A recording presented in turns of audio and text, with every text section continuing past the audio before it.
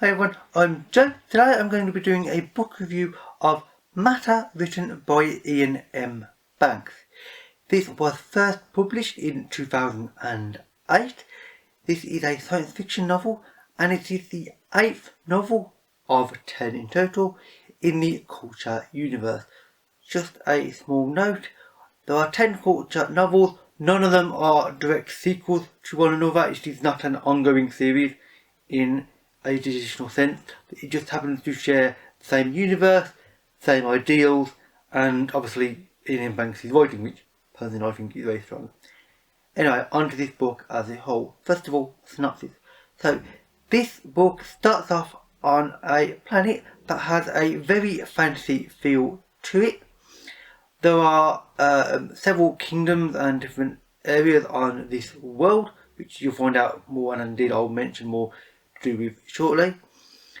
And there is a war between kingdoms, basically, that sort of traditional fantasy feel, very much evident here.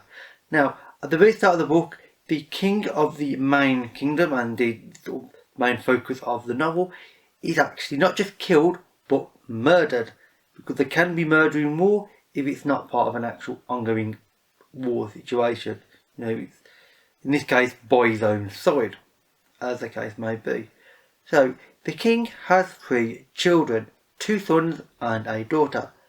The one son then becomes the heir apparent and will take over from his father in years to come. He's slightly too young for the role, however, and there is a person, a Grand Vizier type role. He's quite stereotypical. He's a good character in terms of his writing and his development, but he's a bit predictable because he's like the evil sort of, underling that actually really wants all the power for himself, that kind of role, and it comes across blatantly as soon as you read about him. That's what he's like. He is sort of managing and manipulating the first son and the heir. The second son shouldn't have been alive because he should have actually been killed at the same time as the father, but he didn't. He is now on the run, trying to avoid being murdered in the same way as his father, and he's also trying to get off the planet and get access to the Culture society, because he knows they will be able to help him, or at least as far as he's concerned, they should and will be able to help him. And the daughter is one of the people that the second son is actually attempting to contact, because she left the planet years ago and joined the Culture. And indeed, not just joined the Culture, but she specifically is now part of the Special Circumstances branch of the Culture, which is essentially the sort of covert operations, sort of almost like the spy branch of the Culture. It's a very small group, obviously very select and very powerful in its operations. It tries to influence people without being obvious about it, and frankly without doing too much if it can. It tries to just influence by its presence alone without anything else, which is an interesting concept that the novel delves into. How can you influence somebody? Well, being there, or at least without barely being there. Your lightest touch does an influence by itself. It does do this rather well. Anyway, from this point on, from when the son is trying to find the sister and the Culture, the novel starts twisting and turning, and it's a large novel. It's actually the longest of all the Culture novels, 10 total. And in some ways it shows that it's the longest novel, I'm not going to deny. And at times, this novel does wander and sort of divert off a little bit. And I do admit that I wish it would stay a little bit more focused, because that is the main flaw with this book, personally, I find. Because the writing is the Iain Banks' normal strong writing style. He is excellent at building worlds. In question, the world in this book is fantastic. This is actually a shell world, which is essentially an artificial world with a core that is not real, of course. It's made through some other means, which I'm not going to talk about now. And you have different levels, like shells on top of it, like an onion, essentially. And you have different species living on the different layers. And the humans on this world live on one layer, and they are fighting to become dominant on this layer, which is an interesting concept. And the shell world idea is fantastic, and it does explain certain things from previous novels as well. So the novels aren't direct sequels, as I've said, but they do link with ideas and concepts that he's sort of reiterating on and building upon, which is good by itself. Now, as far as the writing style goes, that's really strong, as I've said. Characters, again, Iain Banks does write strong characters. Sometimes they can be a little bit random at initial glance because they seem as though they don't quite link up very well.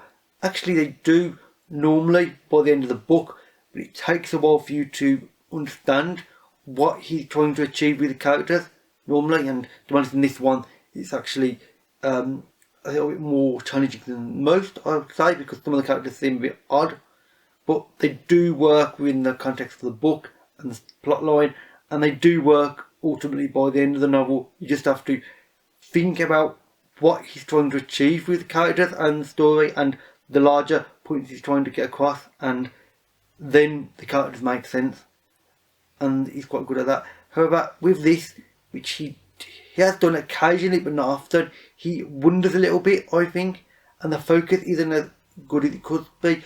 The plot's strong and the plot's actually quite focused, but even though it's focused, the overall novel doesn't feel focused, though. There's points that he doesn't need to make, and even the greater points, which are many and numerous, slightly lose track as he goes on. I mean, this could be a personal thing with the novel, obviously, but I just couldn't get over this sort of slight disconnect between the focus of the plot and the focus of the overall novel, because there's a slight difference between the two. There always is with Banks, and with this time though, he didn't quite get that balance right like he normally does, which is a shame. But you know, it's still a strong novel in its own right, and it's still worth reading, because the novel's ideas that he's trying to talk about in this are varied, as I've said. He's trying to talk about the influence of people on, well, small groups on larger societies, and how societies want to expand themselves and how they want to become more. Because obviously people always want to become more as a person. You want to do better things, learn new skills, get a better job, that kind of thing. Societies want the same thing. They're just named differently because obviously, you know, there is no better job for society. But there is something equivalent, and that's what he's trying to say with the novel. Societies want to improve, want to become better. In this is a fantasy style civilization that is aware that it's on a planet in the large culture universe. The culture is super advanced. It is aware of this. It doesn't have access to barely any of this technology other than a few limited things that exist in our world, but not much. And it wants to be more than it can, but it knows it can't necessarily be that, so it's just trying to be as best as it can at the time, and hopefully in generations to come it might upgrade itself to a new level of technology and might actually become a greater player in the world, which the novel makes some interesting points on. And one interesting little note that I want to make, which I just find it sort of amusing, is it makes it interesting to me a sort of allusion to Star Trek and the prime directive of Star Trek, which is of course, you know, the non-interference in more primitive societies. I can't remember the exact prime directive. I'm not a massive fan in that way, although I'm sure somebody can point it out. But it's that idea in this.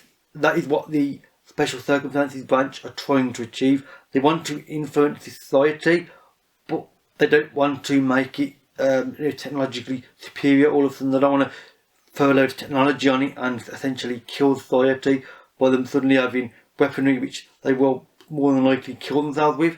They're trying to do a very light and very delicate touch, and it does this point in an interesting way, and I really enjoyed that little Star Trek, to me, reference. I mean, overall, this is a good novel. I would recommend it. It's not my favourite of the culture novels, but it's not my least favourite, however. It's somewhere in the middle, I would say. It's a strong novel if you've started reading culture novels. I wouldn't necessarily recommend starting with this because it's kind of big and a little bit overweighty, which can put you off. But I'd certainly say that it's worth reading if you like the culture novels, ultimately, because it is worth reading, just a little bit hard going, and maybe a little bit harder going than it needs to be. Anyway, with that said, that is it for this review. If you've read this or have any suggestions on books you think I might like based on this, then obviously leave a comment and we can have a talk about it.